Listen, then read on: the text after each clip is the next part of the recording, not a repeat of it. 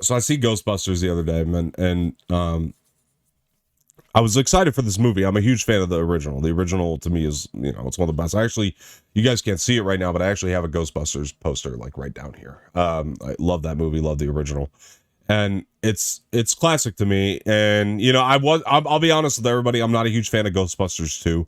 I know it has the original cast in it and everything, but to me it just didn't really hit like it does with some people. I know it's like a big cult classic, that second movie, but I like the original from the 80s. Is my favorite.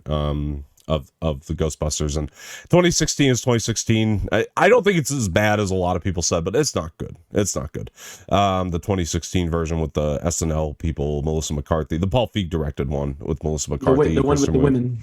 the one with the women, and it's nothing to do with them being women. I just don't think it worked. I just don't think it had the proper chemistry for a Ghostbusters film. So I was really wondering, here we got Jason Reitman, who's the son of Ivan Reitman, who directed the original. And so I was really curious to see what he had done with this. And I thought all the trailers were pretty solid. I was really happy with the trailers. I know some people gave them shit, but I was really happy with all the trailers. I thought it looked like Ghostbusters. And so I was still concerned, even though this is the son of the original director, there's still a little concern there. Because it is a classic thing that you hold so near and dear to your heart, and they just haven't been able to replicate it since that original. So I go into this movie, and I actually, it was a full house. Like, this whole theater was packed. I was sitting next to this, like, older couple, and they were very nice, and they clearly were fans of the original. Because they'd grown up with it, clearly, because they were excited anytime, like, a little subtle reference would pop up to the original and stuff like that. They pointed it out. And they were on the time of their lives with it. And I gotta say, this movie is really, really good. It's a really damn good Ghostbusters movie. Is it as good as the original? No, but it's a really damn good Ghostbusters. It's the most original. It feels the most like the original since the original. Like it does, and it captures the feeling. And again, this older couple was sitting next to me, and they just had a big smile on their face the whole time, and they were clearly massive fans of this. And like, I love that. I liked kind of watching it with next to them, because it gave me that kind of like piece of like, like, okay, people who are like massive fans and grew up with it are going to like this movie probably. And it is a lot of fun. It's not, now here's the thing, it's not as funny as some people might think though, because it does have comedy. When the comedy hits, it really hits, but it's mostly a character, story, and plot driven movie, and I was really surprised by that. Now, clearly, Jason Reitman's directed some really great films. You're talking Juno, Tully, Up in the Air is actually my favorite of his so far, and now Ghostbusters. I mean, so he keeps it. It is a love letter to his father, this whole movie, but he really keeps it within the Jason Reitman sort of realm, because like it does feel like a Jason Reitman movie for a lot of it. It's really well shot. It's really well directed. I enjoyed the music. The score is great, because the score is the score from the original, and I was so happy they used that and they brought that back, and they made that, they incorporated that as well as possible, and it really did add to the tone of the original. There's fan service in there, but it's not as fan servicey as one might think. Like, it's not too fan servicey. A lot of the references to the original, they are subtle. You kind of got to look for a lot of them. I'll be honest. Like, a lot of them you actually have to keep an eye out for. There was one that was just kind of hanging out there in the background that was like toward the beginning. I was like, oh shit, like I almost missed it. If I'd have blinked, I would have missed that reference, and it was cool because I like that it was subtle. And a lot of people are probably worried that this is going to, kind of rehash the first movie, because a lot of these reboots do, and they don't really come up with an original idea. What I really appreciated about this movie is the story is original. There's one plot point that I would say that I can think of off the top of my head that is definitely a direct plot point taken from the original, but just one. The rest of the story is all new characters, all new everything, and they did a really good job with it, and connecting it back to that first one. They found a good way to connect it back to the original. Like I said, the cast is great. I mean, Finn Wolfhard was fantastic. I mean, I was about to ask how was Paul Rudd and Finn Wolfhard? I'll get to Paul Rudd in a minute. Finn Wolfhard was great. And all the kids were great. Because basically this plot, what they do is they move into the old house that the Ghostbusters were in, and then they find all these things, and well, it's the grandfather is Egon. right? So Harold Ramis, who's since passed away, is the grandfather. They move into his house, and you know, so it's great. Yeah, they just find these things, and They find the Ghostbuster vehicle, right? they do. They find the trap, the vehicle. I mean, everything. Yeah. Everything is in this house still. The suits, you know, it's all there, and you know, this is a really cool way to reboot this franchise. I was thinking that in my head. It doesn't feel like your general rehash. There's a lot more. It takes its time. I think some people might have an issue with this, or not an issue necessarily, but they might not. They might be put off by it at first because it takes its time to develop these characters. This definitely feels like an 80s movie incredibly naturally. You know, like it doesn't feel like it's trying to be an 80s movie. It just feels like Jason Reitman was making an 80s movie. Like it's really, he just takes the same approach to it than his father did. I think. And it just naturally starts to feel like an 80s movie. A lot of the comedy is very 80s. You know, the way that you would have been funny in an 80s movie. Which brings me to Paul Rudd.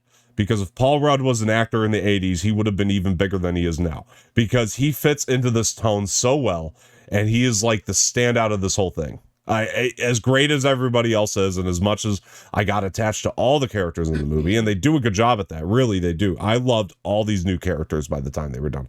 Paul Rudd is the absolute standout.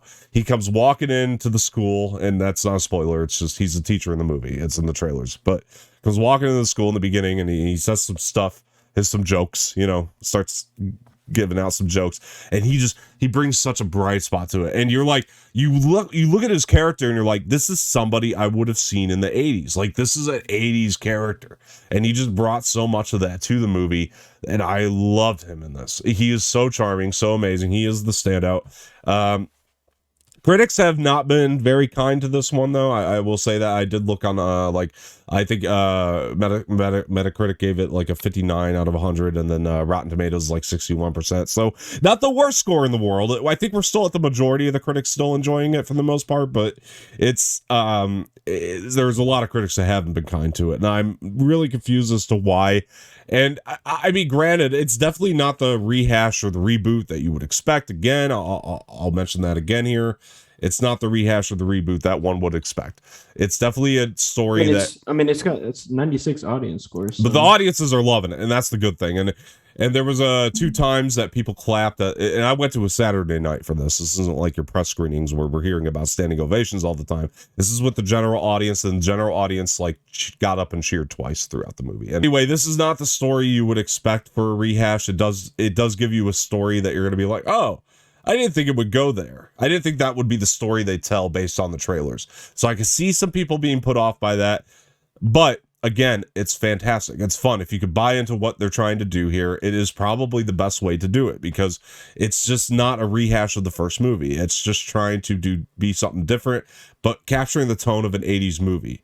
It's more like, a lot of people, when Jon Favreau talks about Mandalorian, he's like, I'm not making Star Wars. I'm trying to make things that inspired Star Wars. That's kind of how I feel about this movie. Is he's not so much making Ghostbusters again. He's just trying to make the things that inspired Ghostbusters, or make a culmination of that in this movie. And there's a lot of it. There is. And it's not even just 80s. I mean, there's things that felt kind of 60s about it too sometimes. And it's really, really solid. I'm telling you, I had fun with it. I'm not going to say that's going to be the case for everybody. And to some degree, I understand, because you are going to be put off by, some people are really going to be put off by the style of the movie and the way it goes. It feels like, you know what this feels like is it feels like an independent movie with a budget. You know what I mean? It really does. It feels like an independent movie, except it just happens to have the budget for some CGI here and there. Anyway, it doesn't feel like this big glorified CGI thing that we would get now from a big blockbuster movie. It just feels like an independently made movie that just happens to have a budget. And I respect that personally. Personally, I respect that. The laughs are good when they're there. The surprises are good that we do get, and it's not a lot, but we do get some surprises out of it. And I'm excited for this movie now, honestly. I had fun, man. I had a good time, and I hope everybody else does. I just know that's not going to be the case, and that's fine. but the audiences are digging it. So what do I know? You know, like Yeah, I mean, they are digging it. There are a couple sequences here and there. Like I would have maybe tightened them just to, you know, tighten the runtime. Like there are necessary things, but that's the beauty of it too, is because a lot of this does feel like they were just kind of trying to play around and see what worked and what didn't. I like that independent movie feel of it, you know, and it kind of did take me back to that first movie where it's just like a series of trying different funny bits. Some of them are going to work and some of them aren't, you know, but that's part of what made the first one a classic, is it just sometimes it does feel kind of random, you know, but in a good way sometimes, and sometimes no. But to tighten the runtime, I don't think it needed to be 2 hours and 4 minutes. You could have shortened it a little bit. I know that's short for like a movie today in general, though, so like I'm not really complaining. I just because nowadays you get like 2.5, 2 hour, 43-hour movies. 100%. You look at Eternals, 2 hours and 40 minutes, right? But you know, it's which was phenomenal. It's phenomenal. Yeah, I like it a lot. Anyway, so sometimes, like I said, you could tighten it up a little bit. But now the ending of this movie, I will say, I know that people have been throwing this around a lot. It did make me tear up and cry. And again, that's why I went into the story about my cat before. I think I saw it at the right time. This is a love letter to his father. I know it's a cat, but honestly, again, it hit me in all the same ways. I mean, yeah, you this cat was basically like your kid. It is. It was like your kid. He was, man, family. Yeah, you know, exactly. And this movie's all about family, and it is a love letter to his father, and that I found to be beautiful. You had this cat for 21 years. Exactly. It was like your kid. Yeah, exactly, dude. Exactly. And you know, there was you know, that was what happens at the end of this movie. And sure, you could argue that maybe that the plot of it is a little bit reliant on the audience knowing that this is a love letter from Jason Reitman to Ivan Reitman for it to really work for you in that way. But when you look at it through that lens, it just works, man. It just really, really works. It hits the ending. It really hits. And I think a lot of people are going to love that about this. And they did. They did last night. I mean, if you teared up, I'm going to, because it got me, man. It got me. I'm emotional as hell. So. I think people are going to really enjoy what was done. There's going to be like one bit. Clearly, people have. It has a 96 audience score. So clearly, people have. And there is going to be one aspect about this ending that's going to be slightly controversial, which on one end, I kind of get it. I kind of get why it's slightly controversial for people. I'm not going to say I don't see the side of it, but on the same hand, it's like it was what it was, and I was just kind of taking it in for what it was. So I enjoyed this movie, trust me. And you know, I'm going to give it a must go. I know that's not going to be everybody's score, and I understand. I understand why. I'm not saying that this is the greatest movie of the year or anything. It's not. It has problems. Not many, but it has them. But you compare this to other Ghostbusters movies. Come on. I mean, when I was gonna say this, it's got to be better than the 2016 one. Yeah.